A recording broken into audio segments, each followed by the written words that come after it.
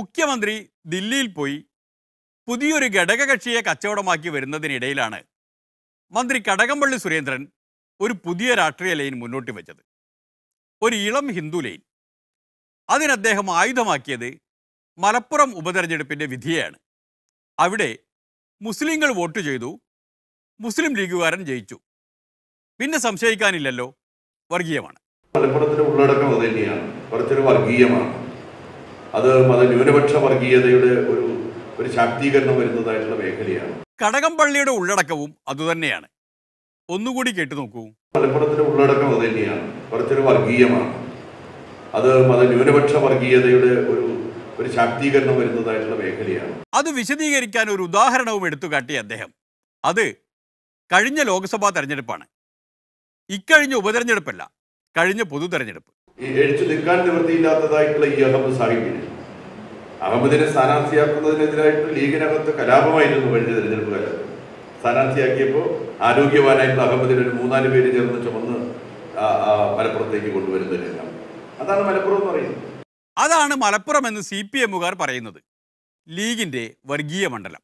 തീർച്ചയായിട്ടും ഇതൊരു അത്ഭുതമായി കാണുന്നില്ല.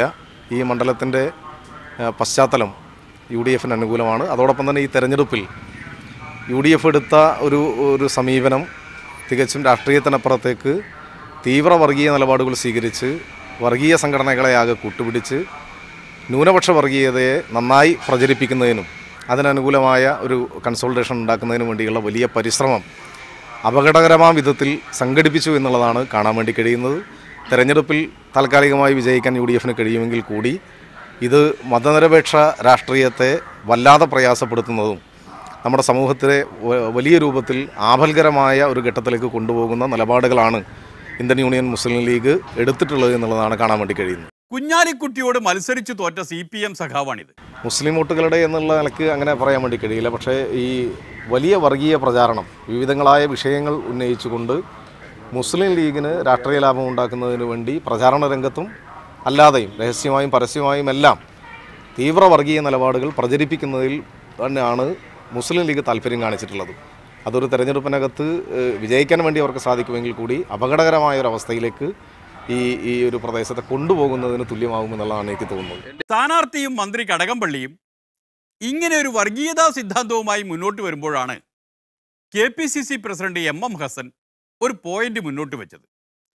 കൃത്യം പൊളിറ്റിക്കൽ പോയിന്റ്. മാർക്സിസ്റ്റ് പാർട്ടിയുടെ ഔദ്യോഗിക നിലപാട് ഇതാണെങ്കിൽ അതിൻ്റെ നേതാക്കൾ വ്യക്തമാക്കണം. തെരഞ്ഞെടുപ്പിൽ BJP-യെ പോലെ തന്നെ മൃദു ഹിന്ദുത്വ സമീപനം സ്വീകരിച്ചത് നേതാക്കളിൽ നിന്ന് മനസ്സിൽ നിന്ന് പുറത്തു വരുന്നതാണ് ഇത്തരം അഭിപ്രായ പ്രകടനങ്ങൾ. CPM നേതാക്കളുടെ മനസ്സിലെ മൃദു ഹിന്ദുത്വം പുറത്തു വരുന്നു എന്നാണല്ലോ MM ഹസന്റെ അഭിപ്രായം. അതിനെക്കുറിച്ച് പൊളിമിക്സിനൊന്നും അറിഞ്ഞുകൂടാ. എന്നാൽ തിരഞ്ഞെടുപ്പ് ഫലം പുറത്തു വന്ന ദിവസം സെക്രട്ടറി സഖാവിന്റെ മനസ്സിൽ നിന്ന് പുറത്തു വന്ന അഭിപ്രായം ഇതാണ്. മുസ്ലിം സംഘടനകളെ ഏകോപിപ്പിക്കാൻ ഉള്ള ശ്രമം UDF നടത്തിയിരുന്നു. ആ ശ്രമത്തിൻ്റെ കൂടി ഭാഗമായിട്ടാണ് അവർക്ക് കഴിഞ്ഞ ലോക്സഭാ തെരഞ്ഞെടുപ്പിൽ കിട്ടിയത് നിലനിർത്താൻ പോലും സാധിച്ചത് ഇതിൻ്റെ ഫലമായിട്ടാണ്. എന്നാൽ ഏറ്റവും വലിയ തിരിച്ചടി ഉണ്ടായത് BJP-ക്കാണ്.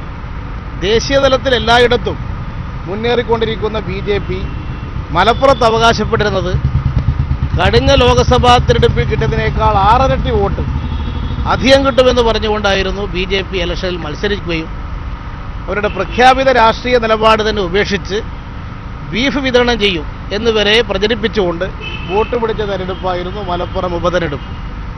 അവിടെ അവർക്ക് വോട്ടിംഗ് ശതമാനം വർദ്ധിച്ചില്ല. മുസ്ലിം സംഘടനകളെ ഏകോപിപ്പിക്കാൻ മുസ്ലിം ലീഗ് ശ്രമം നടത്തിയിട്ടും അവർക്ക് കഴിഞ്ഞ തവണ കിട്ടിയ അത്ര വോട്ട് കിട്ടിയില്ല. മുസ്ലിങ്ങൾക്ക് ബീഫ് കൊടുക്കാമെന്ന് സ്ഥാനാർത്ഥി ഉറപ്പ് കൊടുത്തിട്ടും BJP-ക്ക് മുസ്ലിം വോട്ട് കിട്ടിയില്ല. വോട്ട് കിട്ടിയതും വോട്ട് കൂടിയതും LDF-നാണ്. എന്നിട്ടും കടകംപള്ളി സുരേന്ദ്രൻ മലപ്പുറത്തെ കാണുന്നത് ഇങ്ങനെയാണ്. മലപ്പുറത്തിന്റെ ഉള്ളടക്കം അത് തന്നെയാണ്, കുറച്ചൊരു വർഗീയമാണ്. അത് മതന്യൂനപക്ഷ വർഗീയതയുടെ ഒരു ശാക്തീകരണം വരുന്നതായിട്ടുള്ള മേഖലയാണ്. മലപ്പുറത്തിന്റെ ഉള്ളടക്കം കുറച്ചൊരു വർഗീയമാണ് എന്നാണല്ലോ കടകംപള്ളിയുടെ ആരോപണം. എന്നാൽ CPM-ന്റെ ഉള്ളടക്കം കുറച്ചൊരു വർഗീയമാണ് എന്ന് ലീഗുകാരും പറയുന്നു. അല്ല, CPM-നുള്ളിൽ എപ്പോഴും ഞങ്ങൾ ഇന്ന് പറയുന്ന കാര്യമല്ല, CPM-നുള്ളിൽ എപ്പോഴും ഈ ഭൂരിപക്ഷ വർഗീയതയെ സുഖിപ്പിക്കാൻ ശ്രമിക്കുന്ന വിധത്തിലുള്ളൊരു വർത്തമാനം എപ്പോഴും അവർ കളിക്കാറുണ്ട്. അതിൻ്റെ മറ്റൊരു നിദർശനം കൂടിയാണ് ഇപ്പോൾ ഇദ്ദേഹത്തിൻ്റെ പ്രസ്താവനയിലൂടെ പുറത്തു വന്നിരിക്കുന്നത്. മാത്രമല്ല, ഞങ്ങൾ ഒരു ഘട്ടത്തിൽ പോലും ഇങ്ങനെ ഒരു പ്രകോപനപരമായിട്ട് സംസാരം എവിടെയും പറഞ്ഞിട്ടില്ല. ഇവർക്ക് രാജ്യത്ത് എന്ത് സംഭവിച്ചാലും വേണ്ടിയില്ല, അവർക്ക് തെരഞ്ഞെടുപ്പിൽ പരാജയമുണ്ടായി എന്നത് യാഥാർത്ഥ്യത്തെ അംഗീകരിച്ചുകൊണ്ട് അവർ പറഞ്ഞിരുന്നത് ശരിയല്ലെന്ന് ജനങ്ങൾ തിരിച്ചറിഞ്ഞിരുന്നെങ്കിൽ ഒന്ന് മനസ്സിലാക്കിക്കൊണ്ട് നിൽക്കുന്നതിന് പകരം തെരഞ്ഞെടുപ്പിൽ തോറ്റത് ഇത്രയും അപകടകരമായ കാര്യങ്ങൾ പറഞ്ഞ് രാജ്യത്ത് വീണ്ടും ഒരു കുഴപ്പമുണ്ടാക്കാനുള്ള ഒരു ശ്രമം ഒരു ജനാധിപത്യ ബോധമുള്ള ആർക്കും അംഗീകരിക്കാൻ കഴിയുന്നൊരു സംഗതി. അങ്ങനെ ഒരു വർഗീയതയെ സുഖിപ്പിക്കാൻ ശ്രമിക്കുന്ന മന്ത്രി അക്കാരണം കൊണ്ട് തന്നെ രാജിവെക്കേണ്ടതാണത്രേ. കടകംപള്ളി തന്നെ രാജിവെക്കണം. കാരണം എന്താണെന്നറിയോ? പക്ഷം ചേരാതെ, വിദ്വേഷമില്ലാതെ, പ്രീണനമില്ലാതെ മന്ത്രിയായി തുടർന്ന് പറഞ്ഞ് സത്യപ്രതിജ്ഞ ചെയ്തിട്ടാണ് മന്ത്രിയാവുന്നത്. ആ സത്യപ്രതിജ്ഞ ലംഘനമാണ് അദ്ദേഹം ചെയ്തിട്ടുള്ളത്. ഇത്രയും അപകടകരമായ വിധത്തിലുള്ള പ്രസ്താവന നടത്തി രാജ്യത്ത് സമുദായ സൗഹാർദ്ദം തകർക്കുന്ന വിധത്തിലുള്ള നടപടിയെടുത്തിട്ടുള്ള മന്ത്രിയുടെ പേരിൽ അവരുടെ പാർട്ടി തന്നെ കൃത്യമായി നടപടിയെടുക്കണം. അപ്പറഞ്ഞത് രണ്ടും നടക്കാൻ പോകുന്നില്ല. കടകംപള്ളി സുരേന്ദ്രൻ മന്ത്രിസ്ഥാനം രാജിവെക്കാനും പോകുന്നില്ല, CPM അദ്ദേഹത്തിനെതിരെ നടപടിയെടുക്കാനും പോകുന്നില്ല. അത് അവരുടെ ലൈനല്ലേ? മലപ്പുറത്തെ മതേതര വോട്ടർമാരെ അപമാനിക്കുന്ന രൂപത്തിലുള്ളതായിപ്പോയി. മതേതരത്വത്തിൻ്റെ മനസ്സും മണ്ണുമാണ് മലപ്പുറം എന്ന് ഈ തെരഞ്ഞെടുപ്പ് ഫലം തെളിയിക്കുമ്പോൾ ന്യൂനപക്ഷ വർഗീയതയുടെ വിജയമാണ് മലപ്പുറത്തുണ്ടായതെന്ന് സംസ്ഥാനത്തെ മന്ത്രി കടകംപള്ളി നടത്തിയ പരാമർശം അദ്ദേഹം പിൻവലിച്ച് മാപ്പ് പറയണം. അത് ചെയ്യേണ്ടതാണ്.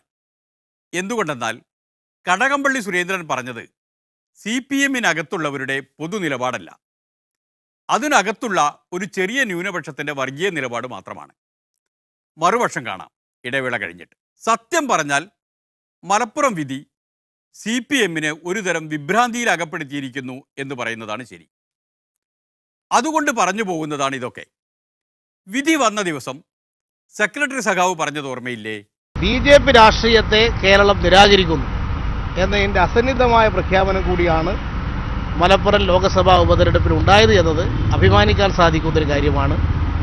മതനിരപേക്ഷതയുടെ കൂടെയാണ് കേരളത്തിലെ ജനങ്ങൾ നിൽക്കുക. മതവർഗീയതയുടെ കൂടെ BJPയുടെ കൂടെ നിൽക്കുകയില്ല എന്ന് തെളിയിച്ചതും ഒരു പ്രധാനപ്പെട്ട കാര്യം തന്നെയാണ്. മുസ്ലിം ലീഗ് സ്ഥാനാർത്ഥി ജയിച്ചതിന് ശേഷം തന്നെയാണ് കോടിയേരി ബാലകൃഷ്ണൻ ഇത് പറഞ്ഞത്. അതനുസരിച്ച് ജനങ്ങൾ BJP രാഷ്ട്രീയത്തെ തിരസ്കരിച്ച് മതനിരപേക്ഷതയോടൊപ്പം നിന്നതുകൊണ്ടാണല്ലോ ലീഗ് ജയിച്ചത്. ന്യൂനപക്ഷ വോട്ട്, മുസ്ലിം വോട്ട് എന്നുള്ള നിലയിൽ ന്യൂനപക്ഷ വോട്ട് 80%-ഓളമുള്ളൊരു മണ്ഡലമാണ് മലപ്പുറം. അതിൻ്റെ ഭാഗമായിട്ട് ഹിന്ദുത്വ ഏകീകരണത്തിന് വേണ്ടിയായിരുന്നു RSS ശ്രമിച്ചിരുന്നത്. ആ ഹിന്ദുത്വ ഏകീകരണം കൊണ്ടുവരാനുള്ള RSSന്റെ നീക്കത്തിനും തിരിച്ചടിയേറ്റു എന്നുള്ളതാണ് മലപ്പുറം തെരഞ്ഞെടുപ്പിൽ കാണുന്ന പ്രത്യേകത. ഹിന്ദുത്വ ധ്രുവീകരണം നടക്കാതിരുന്നത് മറുപക്ഷത്ത് മുസ്ലിം ധ്രുവീകരണം നടക്കാത്തത് കൊണ്ടാണ് എന്നതും പ്രധാനമല്ലേ? BJPക്ക് വോട്ട് കുറഞ്ഞത് എങ്ങനെയാ? പിന്നെ ഇവിടെ ഒരു കൺസോൾട്ടേഷൻ ഉണ്ടെങ്കിൽ അതിൻ്റെ എതിർ കൺസോൾട്ടേഷനും ഉണ്ടാവില്ലേ? ഇവിടെ ന്യൂനപക്ഷ കൺസോൾട്ടേഷനും ഭൂരിപക്ഷ കൺസോൾട്ടേഷനും ഒന്നുമില്ല. ഇവിടെ LDFനും UDFനും വോട്ട് കൂടി, UDFന് കുറച്ച് അധികം കൂടി. അതാണ് ഇവിടെ ഉള്ളത്. LDFന് കഴിഞ്ഞ അസംബ്ലി തെരഞ്ഞെടുപ്പിനെ അപേക്ഷിച്ച് വോട്ട് കുറഞ്ഞു, ഞങ്ങൾക്ക് നല്ലോണം കൂടി. ഇവിടെ പൊളിറ്റിക്കൽ ഫൈറ്റാണ് നടന്നത്. അതിൽ യാതൊരു കഥയില്ലാതെ കുറേ ആളുകൾ ഇങ്ങനെ അഭിപ്രായം പറയുകയാണ്. ഫൈനൽ വിലയിരുത്തലിൽ ആ വിലയിരുത്തലിൽ നിന്ന് അവർ പുറകോട്ട് പോകുമെന്നാണ് എൻ്റെ വിശ്വാസം. കഥയില്ലാത്തവർക്ക് തീർച്ചയായും പുറകോട്ട് പോകേണ്ടി വരും. എന്തുകൊണ്ടെന്നാൽ കഥയുള്ളവർ പൊളിറ്റിക്കൽ ഫൈറ്റിനെ പൊളിറ്റിക്കൽ ഫൈറ്റായി തന്നെ കാണുന്നു. ഭരിക്കുന്നവന്റെ ജാതിയും മതവും ചർച്ച ചെയ്യപ്പെടുക, മതാടിസ്ഥാനത്തിൽ കാര്യങ്ങളെ വിലയിരുത്തപ്പെടുക, മതപരമായ ധ്രുവീകരണം ലക്ഷ്യം വെച്ചുകൊണ്ടുള്ള പ്രവർത്തനങ്ങൾ നടത്തുക. ഇത് നമ്മുടെ രാജ്യത്തിന്റെ സ്വാതന്ത്ര്യത്തിന്റെയും ജനാധിപത്യത്തിന്റെയും മേലെ കനമുള്ള ചോദ്യചിഹ്നങ്ങളായി മാറുന്ന ഒരു കാലഘട്ടത്തിലാണ് നാം ജീവിക്കുന്നത്. ഇതാരുടെ താല്പര്യമാണ്? ഈ താല്പര്യം RSSന്റേതാണ്. അങ്ങനെ ഒരു കാലഘട്ടത്തിൽ കൃത്യമായ പൊളിറ്റിക്കൽ ഫൈറ്റിന്റെ ചരിത്രമാണ് ഓർമ്മിപ്പിക്കേണ്ടത്. 5% മാത്രം മുസ്ലിങ്ങളുള്ള രാജസ്ഥാനിൽ ഒരു ഘട്ടത്തിൽ മുഖ്യമന്ത്രിയായി തെരഞ്ഞെടുക്കപ്പെട്ട നേതാവിന്റെ പേര് ബർക്കത്തുള്ള അലി ഖാൻ എന്നായിരുന്നു. ഒരു അസഹിഷ്ണുതയും അവിടെ ഉണ്ടായിട്ടില്ല. ബീഹാറിൽ അബ്ദുൾ ഗഫൂർ ഒരിക്കൽ മുഖ്യമന്ത്രിയായി.